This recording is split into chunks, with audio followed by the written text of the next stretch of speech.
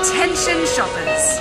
Tonight on the checkout, Jules price checks online grocery shopping.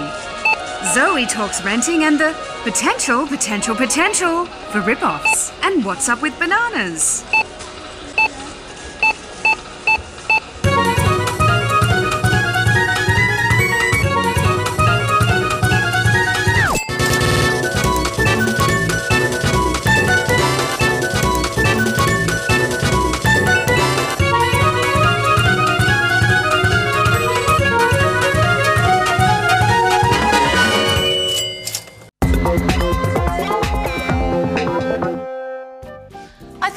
To the supermarket. Yeah, I am. See? Online grocery shopping is taking off. Globally, it's growing 7 times faster than bricks and mortar stores. It's the future. In Australia, Coles and Woolies say home delivery is now available to 90% of homes, but few of us actually shop that way. So is online grocery shopping better? No way. Yes. All right, let's find out, shall we? Okay. Okay, strawberries. $3.48 a punnet, just bought 2. Well, you don't know they'll be any good. I'd rather choose these ones. They're fresh. Freshness is the biggest concern that people have about online grocery shopping. That may be why Coles and Woolworths both offer money-back guarantees if you're not happy with the freshness of your online order.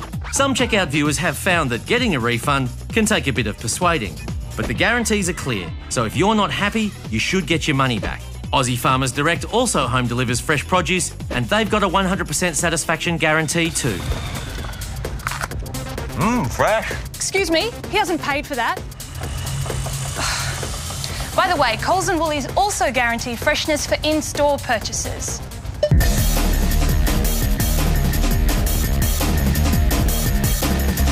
Yeah, we don't really need mince now.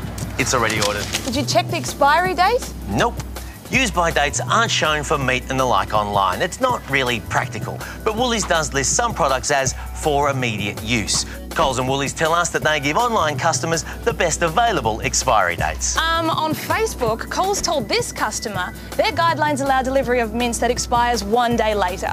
2 days for other products. If that sort of thing bothers you, then you can make specific requests or instructions when you make your online order, and they can address your concerns. Come on.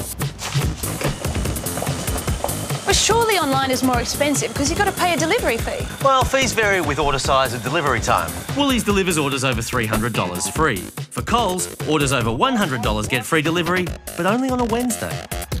I've got to make this last till Wednesday. And just because you don't factor in the cost of delivery when you go to the shops, still doesn't mean that it's free. Yeah, but what about product prices? This Campbell's tomato soup is $1.86. How much is it online? $2.05 from Coles. Ah! Barbecue sauce, $2.69. Coles online, $2.96. Damn it! Ah. Vegemite. $7.99 in store. Coles online. Ooh. Actually, let's try Woolies. Still $7.99. Woolies online. Ah, there we go. Also $7.99. It varies from product to product, but overall, Coles and Woolies do charge a little bit more for products online. 19 of the 20 items in a Fairfax survey last year were more expensive online. The supermarkets say online prices are higher because of the additional cost of having staff pick the products off the shelf. It's really time-consuming. Many customers aren't aware of these price differences, and those that do don't seem to like them. We went shopping at Coles Darwin, kept the receipt and compared prices in the online store. Every item which was not on special and was not fruit and veg was more expensive online. I compared 20 items bought in store with the online prices. Overall, I figured out I pay 7.5% more to buy online. But online grocery shopping can still help you save money. First, in terms of who you shop with. The number one reason that Aussies give for choosing where to shop is location. Where we shop is driven by habit. Even if cheaper options exist, we may not be aware of them. Loaf of Tip Top, $3.69. Not bad. Checking prices between real stores is a hassle. Online, it's easy. Emerging comparison sites like Grocery Cop show the Coles and Woolies online prices side by side. You can do the same thing yourself too, with individual products, or you can save whole shopping lists. Online, it's also easy to check Coles and Woolies against smaller competitors like groceryshop.com.au and Aussie Farmers Direct, or even Aldi. They don't home deliver, but you can test their prices and range online too. $3.70. It's cheaper back there. Shopping online makes it easier to get value for money because it's easy to compare products by unit price. The big supermarkets have to show unit prices, but often it's done in a way that's unhelpful or confusing. 100 kilos of this yogurt is $600? But when you're doing the supermarket shopping online, customers can control how products are displayed. It takes one click to rearrange everything by unit price, from low to high.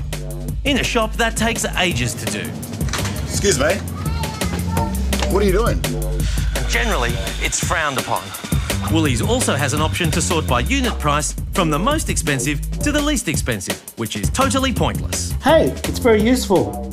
Comparing online prices can be revealing. For example, having Coles pre-pack your beans might be good, but is it really worth an extra $8 a kilo? Again, unit pricing is the key.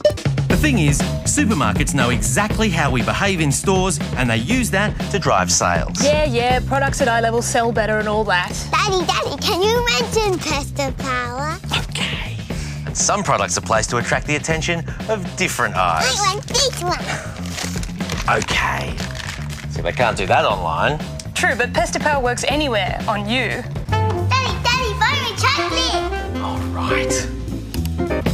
Well, at least shopping from home, they can't use the other subtle techniques that they use in store. Like lighting, fresh produce on entry, choosing music, or even smells that prime you to buy. I'm sorry, but would you please get out? Gourmet sausage? And online, you'll never have to walk all the way to the back of the store just to get a carton of milk. Oh, finally. That's not to say that supermarkets don't try replicating some sales techniques online. See those red down pointers? They're designed to be eye-catching and the red suggests cheaper pricing. For groceries, at least. But just because it's eye-catching doesn't mean it's the best value. Sometimes if you sort by lowest unit price, the product Coles was highlighting goes down the list. And you know how online they lure you into last-minute purchases at the checkout? Oh my God, 1% of supermarket sales are impulse buys at the checkout. They certainly try that online too. The sites are constantly nudging you with suggestions of other things to buy. Except online stores can use your purchase history and personal details to customise offers that will appeal especially to you. Which thankfully they can't do in real stores yet. Has someone forgotten their hemorrhoid cream?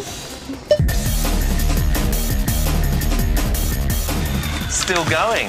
Online shopping's a lot quicker too. Less than 15 minutes a week according to one survey, compared to 2.5 hours. Which I happen to enjoy. Sure, online shopping may be a little bit more expensive, but you could think of that as a price that you're willing to pay to spend a bit more quality time with your loved ones.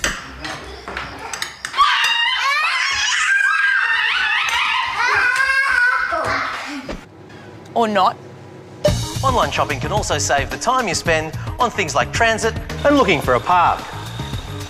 So if price is your sole concern, online shopping's not the best option for now unless you're extra vigilant. It does give you some useful tools though, which you can even use to improve your shopping in store. And it's also great for avoiding the hassle of lugging bulky essentials back home yourself.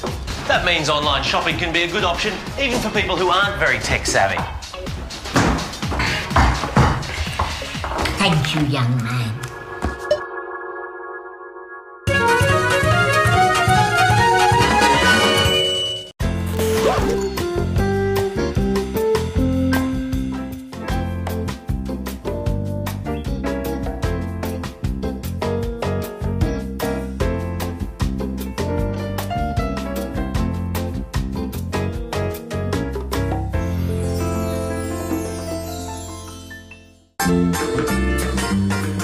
If you've ever dealt with a real estate agent, you'd know that things aren't always as they seem. And that's true whether you're buying or, like about a third of the country, renting.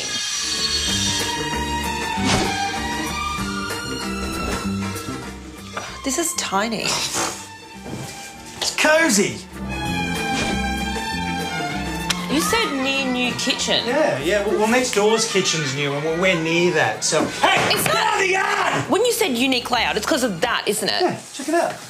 Open plan.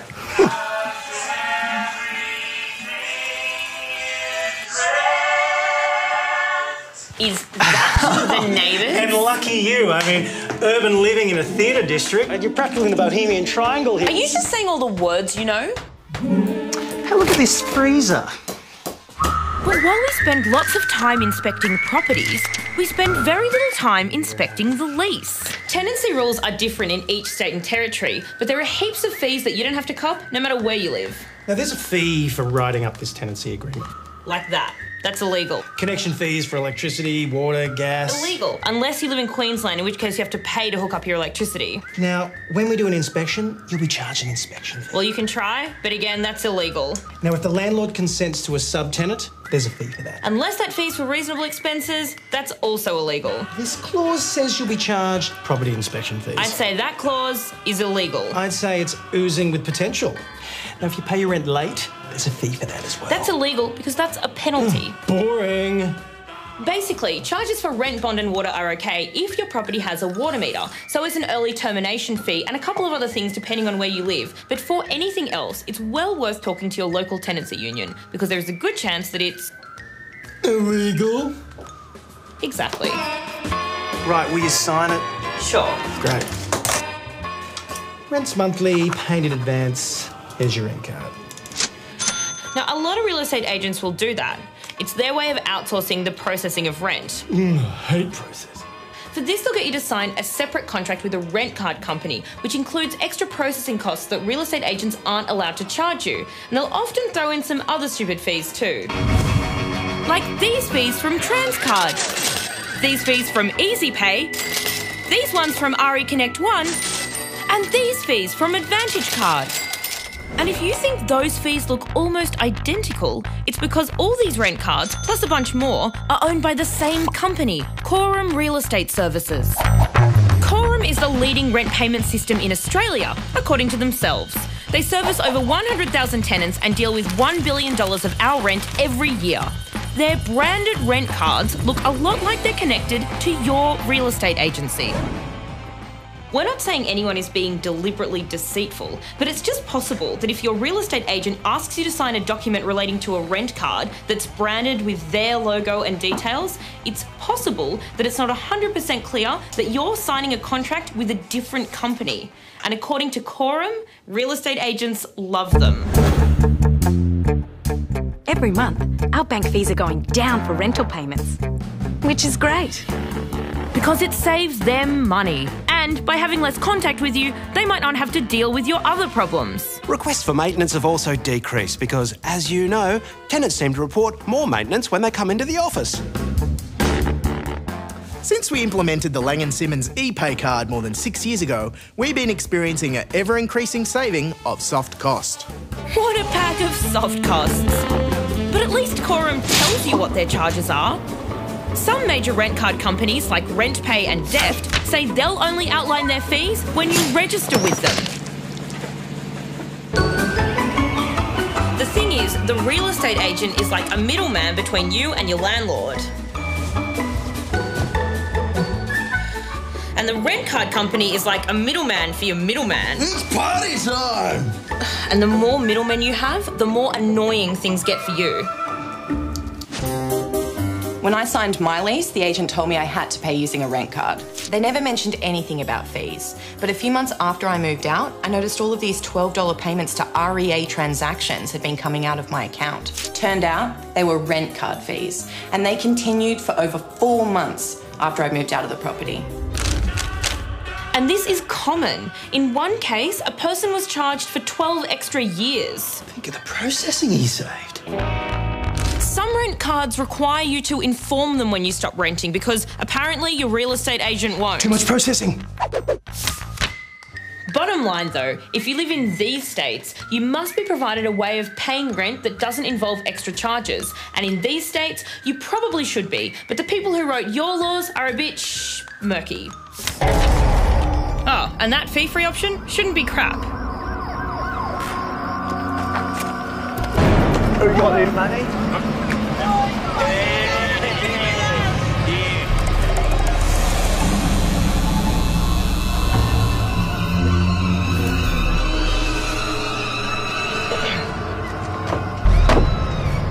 No one's ever got this far before. We're closed. It should be a sensible option, like direct deposit.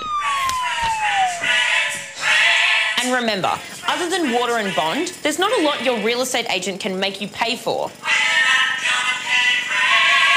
Except your rent. Obviously, you have to pay your rent. Did I actually sign this lease?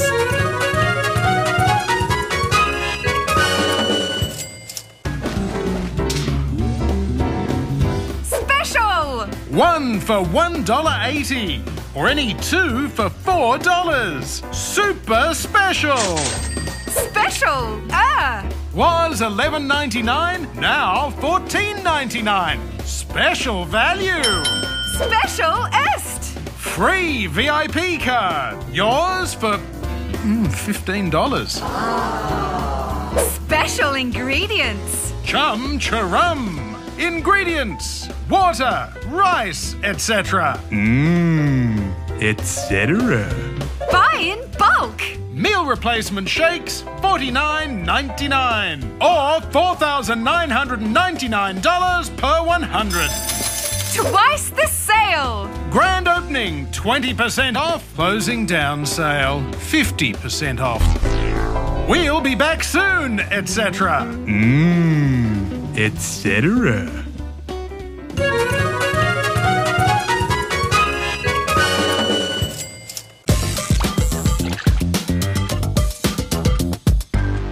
Woolworths hand blender and chopper. Ooh, I could make soup just like Grandma used to make it.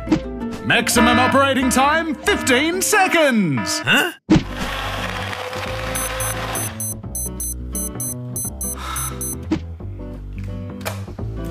Just like Grandma used to make it.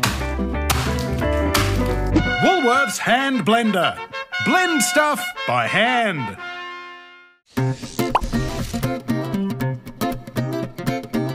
I'm Associate Professor Lee-Fay Low and I'm an aged care advocate. If I could say one thing, it's when you're choosing a nursing home, don't confuse quality of decor for quality of care.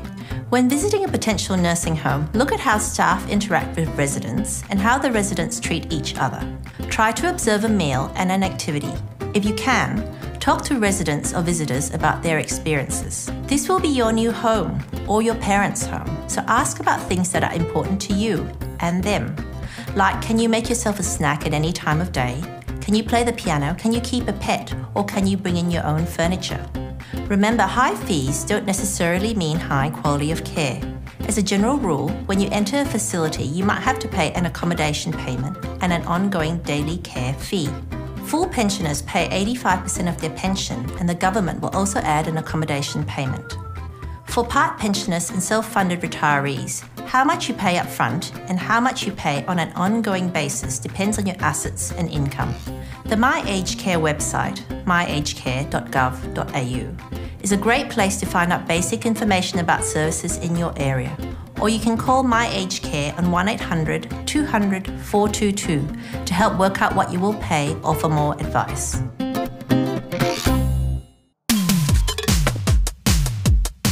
Loving pet owner, I know that pointless exercise for pets is never a pointless exercise.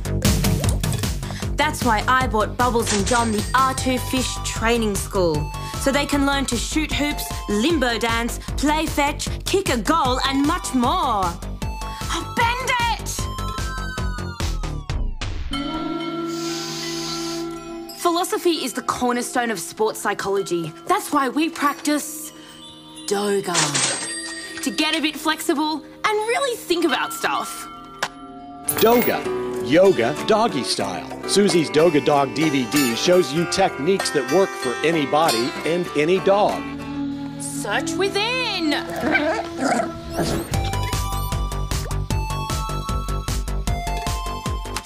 Take it to the hole. The original horse Buddy Bopper is exactly like having another horse for your horse to play with.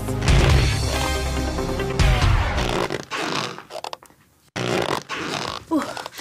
Sorry, Lewis. This isn't for extreme horses. I guess it's back to playing Scrabble for us.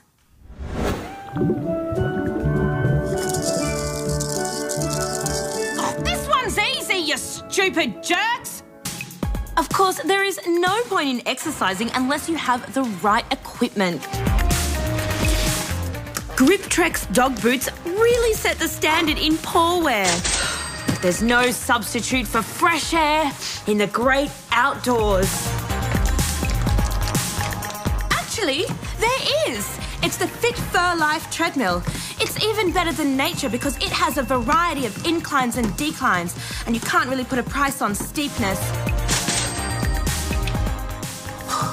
And if working out is too intense, I can lend a hand with the sturdy pet dog stroller trolley and canopy.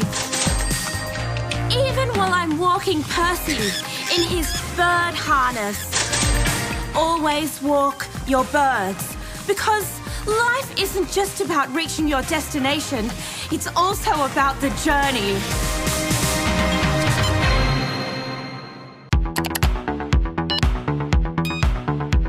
Welcome back to FUTube, where you get to ask the questions. Hey, that's my line. I'll take that as a comment. First to a question we often get asked. I was hoping you'd be able to clarify for me whether or not the you break it, you bought it style signs that you see in smaller stores are actually legally enforceable. The short answer is yes. A shopkeeper can put up rules for entry to their shop. And if the rule is nice and clear, customers are assumed to consent to them. But you're probably liable for anything you break, even if there's no sign at all. Things might be different though if you can prove that the breakage was caused by the carelessness of the owner, if they stacked the goods in a precarious way, for instance. So sorry, Erin, you break it, you buy it. Thanks, checkout, bye. Typical Erin. And now to a question from Eugene about warranties. Last year, my Xbox 360 got Red Ring of Death and it was replaced. And then a year after, that Xbox broke. And now Microsoft isn't replacing it because the warranty of the initial Xbox has ended. But I was thinking, shouldn't the warranty restart when you get a replacement? According to the ACCC, Eugene, the guarantee of acceptable quality under the consumer law should start again when you get the replacement, even if the company claims that their warranty doesn't. So Eugene, go back to Microsoft and tell them they're in breach of Section 264 of Subdivision A, Division 1 of Part 5-4 in Chapter 5 and Schedule 2 of the Competition and Consumer Law. Come on, it's not that hard to remember. Just remember the old ditty. When you need to know about a guarantee, don't forget Division 1, Subsection A. It comes after 263. It's Schedule 2, Chapter 5, Part 5-4, Section 264. It'll mean you can play your Xbox 360 some more.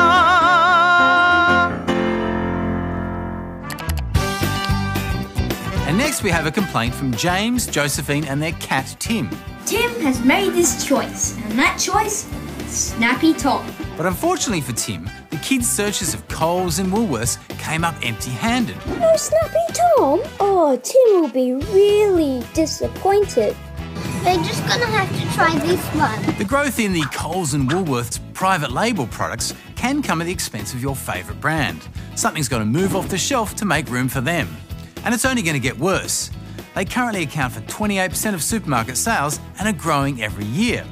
And as shown by this scientific taste test, the private label brand may not be as good as the one it replaces, at least to you. I think it is a shame that such great Australian brands like Snappy Tom are unavailable at Coles and Woolworths. Well, James, in this case, Snappy Tom may have once been a great Australian brand. But the owners of Snappy Tom have made their choice and sold it to a Thai company in 1991. And now, all the Snappy Tom products we could find are made in Thailand. On the other hand, the dry cat food in Woolworths and Coles private label brands are made in Australia. So if Tim was just a bit more nationalistic, maybe he'd get over his taste issues. Now, one topic that's always filling our inbox is printer ink. As we discussed last year, you can see why printer companies want you to buy more of it. With some brands costing up to $3,000 per litre, printer ink is more expensive than perfume. Magenta by Britney Spears. And printer companies have ways of getting you to buy more ink. Brother Laser Printers. It says the ink's run out, not when the ink has run out, when the page count has reached a certain limit. It says you've got to buy a new one, won't let you print. Trouble is, that's assuming you print a full page of ink per page, which often you don't. Scam! Justin had a solution to the problem. He suggests you search how to extend the life of my laser printer cartridge, and there are videos that show you how to. Others have also suggested this to us. Jonathan emailed us to say that he'd already squeezed 300 extra pages out of a printer after being told it was out of ink. But the printer companies have other ways of demanding your dollars. My HP printer tells me that if I use a non-HP ink cartridge, my warranty will be voided. And when Kelly put in a non-HP cartridge, the printer even told her it would void her warranty. You put that in me and I'll tell on you. Clever printer. But is it true? If you use non-genuine ink, can the company void your printer warranty? Nope. F you! No matter what the company says, they can't void your warranty protections under the Australian consumer law. And that means you can use another provider's ink. It is subdivision C, it protects consumer warranties, especially Part 3-2, Section 64. It'll let you buy any ink under the law. Although, if they can prove it was the other ink that damaged your printer, then you may be liable for the breakage. I think that's the same bit.